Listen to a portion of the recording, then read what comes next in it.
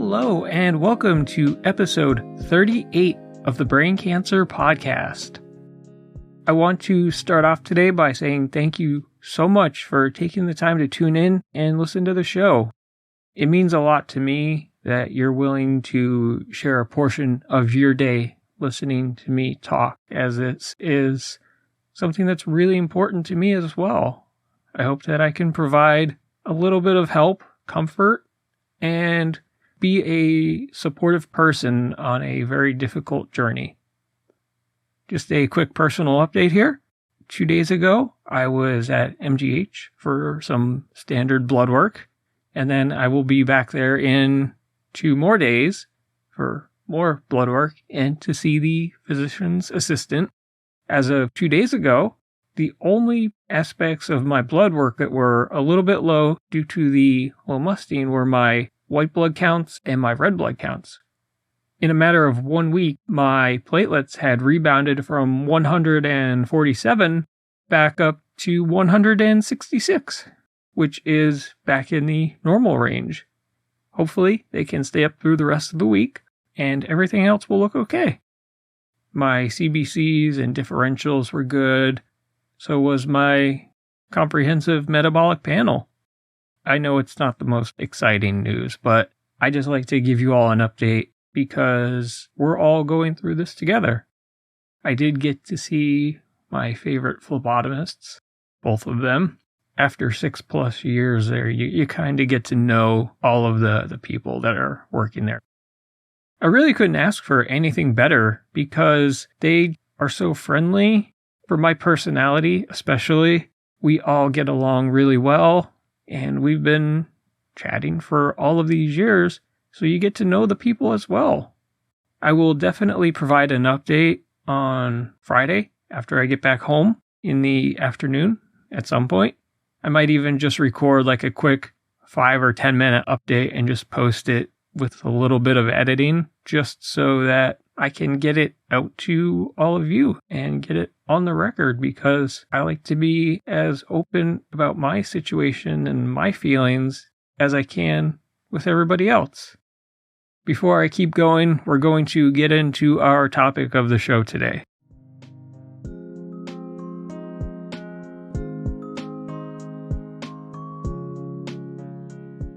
In a way, I'm surprised that I haven't actually talked about this before. It's something that we all have gone through, will go through, and is a very, very valuable tool in both diagnosing us with a brain tumor while also monitoring our recovery process post-brain surgery or post-chemo standard of care clinical trials. What I'm talking about are MRIs. How I never actually talked about an MRI before just completely surprised me. I had to go back and look just to make sure that I hadn't done an episode about it. But I figured we can do a pretty quick episode here. I don't want to give you all a history lesson, but we should start from the beginning. We'll try and get this history knocked out in just a minute or two. An MRI stands for magnetic resonance imaging. It goes back to the 1950s and the 60s when researchers and scientists started to understand how the atoms that make up our body respond to a magnetic field. There's a lot of physics involved, more than my high school physics can really cover here, and I don't really want to do all of that. But it hinges on the protons in our body, especially the water molecules in our body, because we're mostly water. It uses a large magnetic field to line up the protons in our body, and then it shoots a radio frequency into the machine. Those are positioned in the machine as well. They can effectively measure the amount of energy that's released as the protons essentially relax back to their normal positioning by turning the radio waves into an image all through a computer. There's a lot of math, a lot of physics. But as you can also imagine, the technology has grown exponentially since it really started to be studied and patented back in the 70s, 80s. And there are different types of MRIs as well as different types of MRI machines. We have more advanced techniques now where we can measure the chemicals in our brain. That is what's known as a spectroscopy. In the 70s and 80s, and really even into the 90s, computer technology was nothing like it is now. Computing power has grown exponentially, even in the past 10 years. And our machines aren't always the old tube-style machines. Many hospitals, I know MGH has upgraded to more modern open style. So we have two types of machines, really. You have your closed machines, which are the tubes. You also have open style machines. Your traditional closed style machines often feel very claustrophobic. Some people have really, really bad claustrophobia or anxiety from being in this tube for 30, 45 minutes. Sometimes the doctor can give you an anti-anxiety med to kind of bring you down a little bit and get you okay with being there, and you're going to have to lie on your back the entire time. The open style machines have other benefits. You can generally listen to some music. They can put on Pandora or Spotify or whatever they might have. They're easier for overweight people to have their images done because the older tubes are very narrow. Open style machines have a fair bit more room. You could just rest your arms at your side and it's no problem. I guess I'm speaking from my own knowledge here that you'll get a call about 3 or 4 days beforehand asking you about what surgeries you had. Do you have anxiety? Are you able to get on the machine, get off of the machine? Are you okay with lying down for a period of time? They'll also remind you to remove any piercings, no jewelry, medical patches you might have, like your pain patches or nicotine patches, whatever it might be. They'll also ask about other diseases like lupus and multiple myeloma. After that, they will confirm your arrival time. They'll say, I'll see you at 10:30 on Tuesday. And that's basically how it goes in the days or week leading up to it. Maybe your arrival time is 10:30, but your scan is at 11. They'll take you back. You get changed into the one-size-fits-none hospital gowns. Where I go, I only really have to change into the MC hospital hammer pants, and I can usually keep my t-shirt on. And you can ask for a warm blanket once you get in there, which I always do as well because I'm always cold. They will also give you a locker to put your belongings in. Some places have a key that you take with you and you leave it on the desk when you get your scan. The Chelsea, you basically have a 4-digit password. So you put in like key 1234 and then you hit the key again and it's locked. After your scan, you just go hit the key 1234 and it opens up and then you're good and you can get changed. Never use this as your password for anything or PIN or anything. They will take you to the phlebotomist who will put an IV in because that's how they deliver the contrast to you, which almost assuredly you will get the contrast. In most cases, it is gadolinium. There are alternatives if you have an allergy. If it's a mild allergy, they can give you something like a Benadryl or some other antihistamine just so that you can get through the scan. Although if it's a severe allergy, they're going to have to use something else. I do know people who have the gadolinium allergy and they have to take an antihistamine and they are able to get through their scan. It's going to be different for everybody. So you'll get your IV put in. You'll go sit back down in a chair. And once they're ready, they will call you back and you'll go in. They might do a quick wand with a metal detector just to make sure. Then you go into the room, lie down. They'll put the cage on your head. You'll put the earplugs in because these machines can be a bit loud.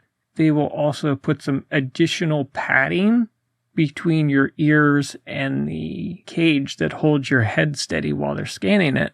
I usually need 1 or 2 extra pads just because it is loud and I don't want to damage my hearing, and they can fit an extra pad in anyways.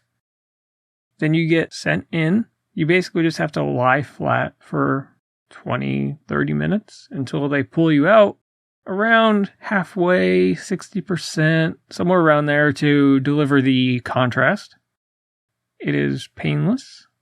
What the contrast does is it will brighten up the images, and it also provides a better image so that they could see where the gadolinium is pooling or gathering around a tumor. It'll also show any potential leakage from the tumor if it's leaking. That's one of the main reasons why the contrast is so important, because it gives you that extra detailed imaging, which you can't really get from certain other types. Like a CT scan is only basically just a bunch of x-rays. And then you're also being exposed to low-level ionizing radiation, whereas an MRI is completely non-invasive and there aren't any long-term negative side effects to it.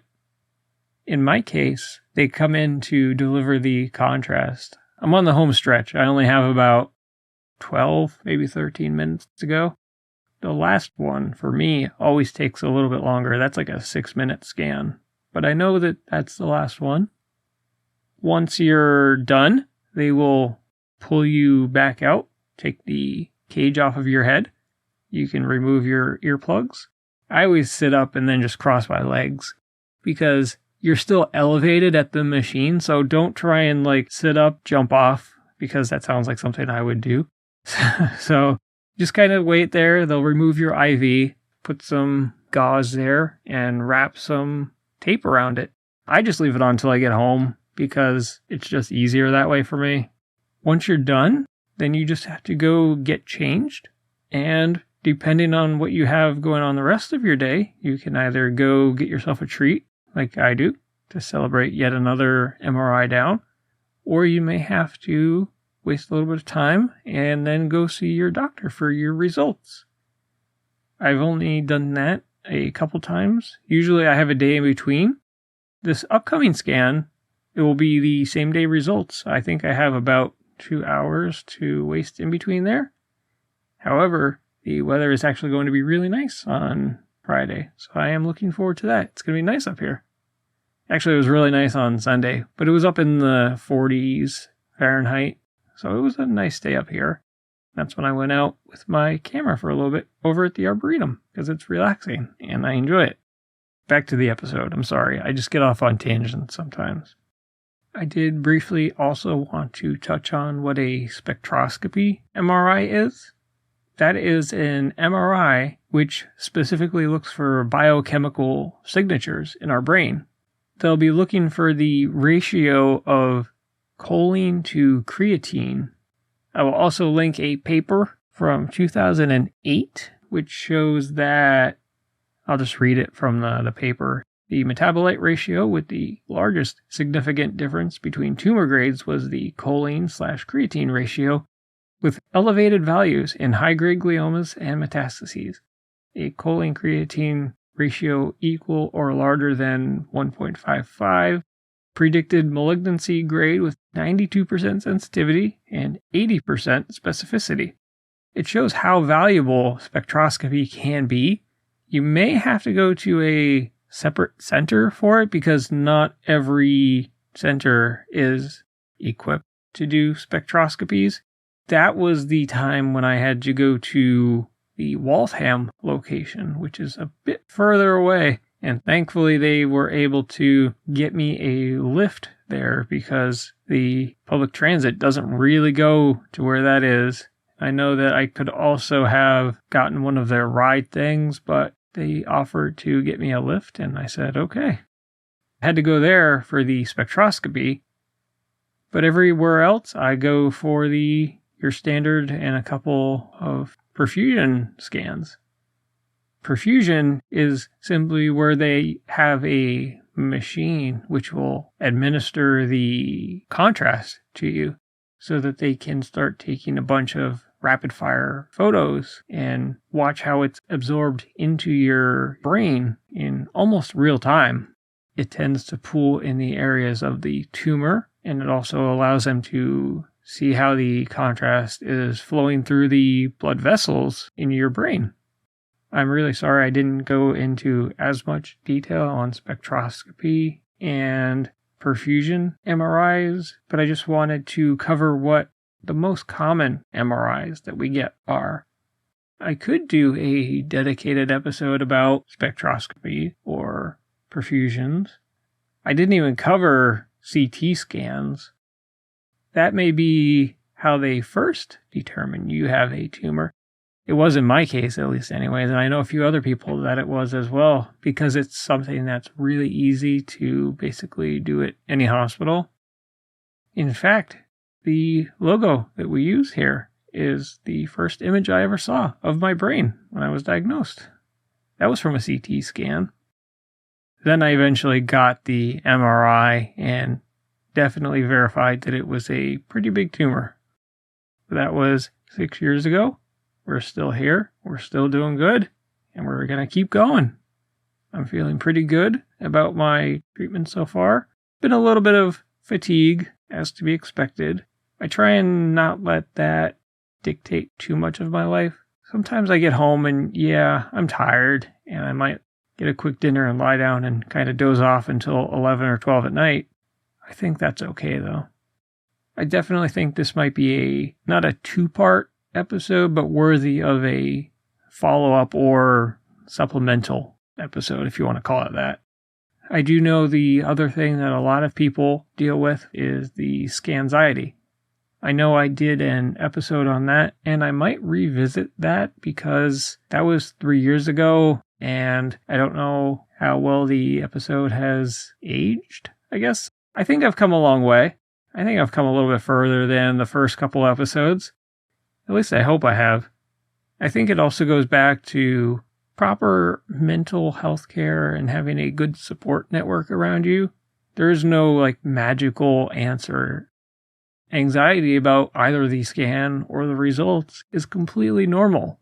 I reward myself after the scan is over. I like to stop at Union Square Donuts at the Boston Public Market and buy some expensive vegan donuts. That's my treat. That's just what I do. Maybe you can go somewhere that you like for dinner. Buy yourself something nice. Do something. Give yourself something to look forward to after the scan. Once you're done with that scan, you have a little bit of a break until the next one. But I definitely have a great group of people in my life that support me.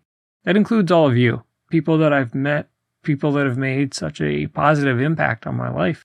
I also think that I can't really change whatever the scan is. It's going to be that, whether I worry or not, but I'm still going to treat myself. That's just my personal philosophy. That was another topic I was thinking about covering, was philosophy and brain tumors. I'm not really sure where I would go with that, but if you have any ideas or suggestions, feel free to reach out and let me know. But I guess we are going to wrap it up here. I hope that I've provided a breakdown of what an MRI is like. We're going to get them.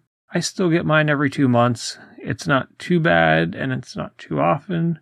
It's about where I like, because I would get a little bit nervous going out to 3 months simply because of how fast I went downhill the first time in 2016. It got really bad, really fast, and I certainly don't want to be there again. Once again, thank you so much for taking the time to share your day with me. If you want to reach out for any reason at all, my email is braincancerpodcast@gmail.com. Be sure to like the page or follow the page on Facebook at facebook.com/braincancerpodcast. Write a review. You can also follow the show on whatever podcast app you're using. Amazon, Spotify, Apple. If you want to come on the show, let me know. We can arrange something, and I can handle all of the recording here on my end. It's super easy. In addition, I'm on Twitter at BrainCancerPod, which I definitely need to use more. I think that's about it. But I will be back soon with another episode. I have quite a few others lined up, and I just thought of a few more right now. So we're going to keep going. I hope you all have a great day or night, and I will talk to you again soon. Bye.